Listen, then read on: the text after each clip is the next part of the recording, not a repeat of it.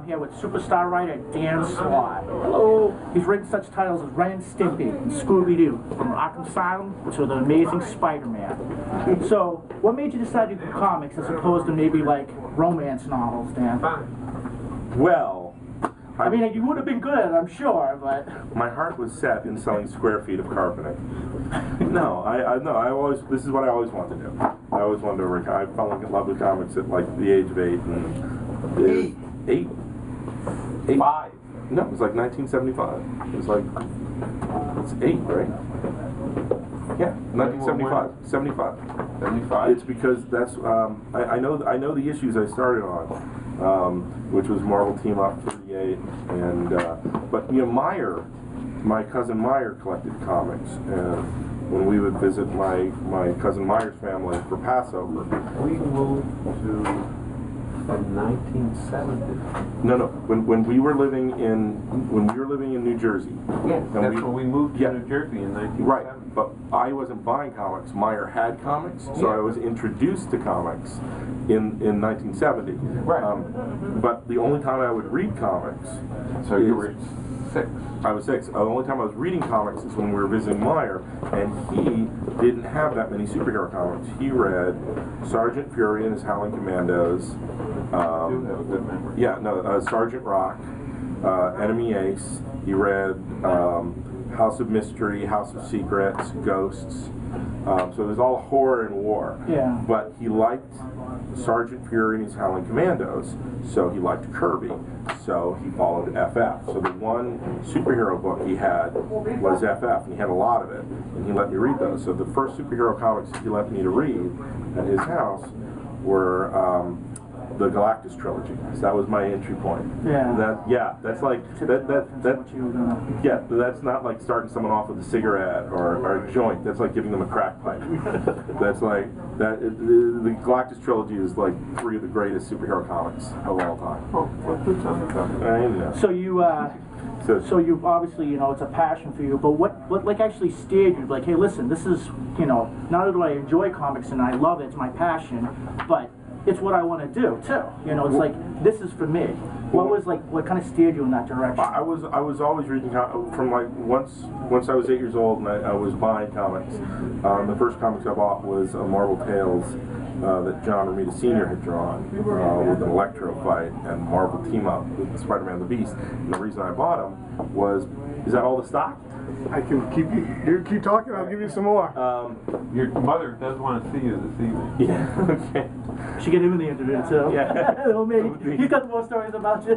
No, it's the You're the boss, so when you're done, you're done. Okay.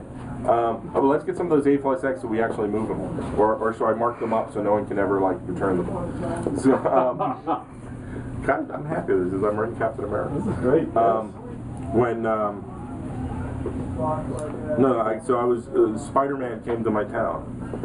He was going to sign at the 7-Eleven, and I wanted to meet Spider-Man. So I asked Dad for an allowance so I could buy 2 Spider-Man comics then, so Spider-Man can sign them. And that's the only reason I bought them the first time.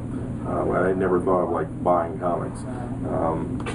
You know, guy in a Spider-Man suit, he signed my comics, and I was just like over the moon. And I read those comics to death, and then I just wanted to keep reading Spider-Man comics. So thank goodness for a man dressed as Spider-Man, because now here you are today writing the Amazing Spider-Man. Yep. And how is it to be able to fulfill a dream of being able to, you know, as a child, now you're writing? It's horrible. It is the worst thing in the world. No one should ever try to write Spider-Man comics ever again. Well, how did it come about first off? Like, how did you be like, okay, you're going to be doing Amazing Spider-Man now? That was a long road. I went to, right out of college, I went to Marvel to get an internship. And that turned into a staff job. And the whole time I was doing that, I was pitching stories all the time because I just wanted to write. Yeah. And one of those became a regular assignment, which was the Ren and Stimpy book. And then once I was a regular freelancer, I left staff and started doing it all the time. But the problem was, since Ren and Stimpy was a kiddie book, everyone kind of pigeonholed me to that. Yeah. So everyone kept giving me, like, people came after me for assignments, even from other companies like DC. They wanted me to do Looney Tunes. They wanted me to do Scooby-Doo. They wanted me to, and even people that weren't funny animals went, oh, he does good licensed comics. Maybe he'll write Tomb Raider. Maybe he'll write some, Power Rangers, Aladdin, like everything that was licensed comics. And I was having a hard time breaking out of that hole. I mean, I was doing some superhero comics at the same time. Punisher. Yeah, I was doing Punisher and some other. But he was Grizzly. I was doing like some superhero comics at the time, but my license work far outweighed it, and that's what everyone knew me as. I remember being in my Ren and Stimpy office turning in a plot. It was pre-internet, walk in and hand people stuff, and this editor, Nell Yampal, popped his head in the door and went, I just read a superhero story you did. I didn't know you did superhero stories. I'm like, oh, love to. I'm crazy about it. That's what I really want to be doing. He's like, I gotta tell you, that story you wrote, it was really good. Yeah. I'd love to see you do more stuff. He's an editor. I'm like, great. What do you got? Give it to me. I'm all over it. And he goes, oh, I don't have anything for you, but you should do more of that. It was like the most frustrating thing. Thank you. Appreciate that. But it was good to, at least at that time, to get that type of, nod. No problem. No. It wasn't. It was It completely was more like a TV, so like yeah. you could hit the was a character. Exactly. It was more like that. It was worse. And I'd actually I'd done licensed comics. I was doing that for like 15 years, and I was having a hard time breaking through. And I was doing other work too. I worked for an ad agency for a while. Let's not talk about that. Yeah. But no, it's fun. It was action figures, and they wanted people from this comic book side to do ads for action figures and stuff that was comic bookish. But I hit this point where, I didn't want to do licensed comics. Like, I wanted to do superheroes. Yeah, that's what you wanted. And I was really frustrated. And I thought, I've been doing this for so long, and I'm not making headway. And I hit my 35th birthday, and I'm all depressed. I'm thinking, I just turned 35, and I'm not where I want to be, and I don't think I'm ever going to be there.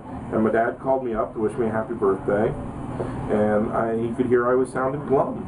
And he's like, what's the matter? And I'm like, Dad, I want to do all this stuff. I don't want to, I was hoping I would get to write some superhero comics, and, and all I'm doing is this funny animal stuff. I think I should quit. I'm not where I want to be. It's like, I didn't want to be here at 35. And my dad says, you're not 35. He's like, what? He's like, you're not 35. What do you mean? He's like, pull out your wallet. Pull out your driver's license. Look what year you're born.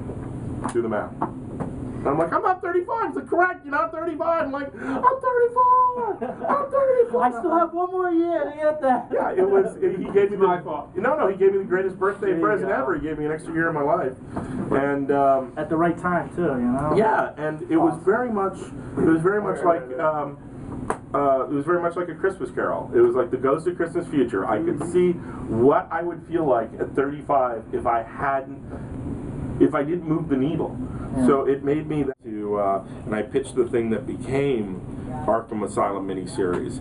And once I did Arkham Asylum, and it was a hit, and it got a lot of critical acclaim, I parlayed that to Return to Marvel, and said, I hear you're doing a She-Hulk. You're pitching a She-Hulk book. I want to throw my pitch in the hat. I want to just see, here, this is my take on how I would do it. Yeah, I read all the She-Hulk. They were very clever. Well, thank you. Is it done recording? We good? No, it's an 8-minute thing. It's 1 minute for YouTube. So that's how I broke into Marvel as She-Hulk, and then She-Hulk, led to Avengers Initiative, which led to Mighty Avengers, which led to Spider-Man, and that's where I am. Speaking of where you're at now, do you want to share any insight of what maybe, a teaser of what maybe might be happening, or are you just going to leave that? Oh, hell no. You heard it here. Yeah. There was no teasers or anything to be given away. No. Thanks, Dan. No. Yeah, special for this podcast. I give you my career. I'm trying to get the inside. But thanks for talking with us, Dan. Is there anything you'd like to plug before we sign off? Amazing Spider-Man. It's a great book. Twice a month. Soon to be Superior Spider-Man. Superior Spider-Man in January. Woo! Make sure you stop by your local friendly neighborhood comics and pick up a copy. A signed copy. There's hundreds of them. Thanks for watching. Bye. Bye. Thanks, Dan.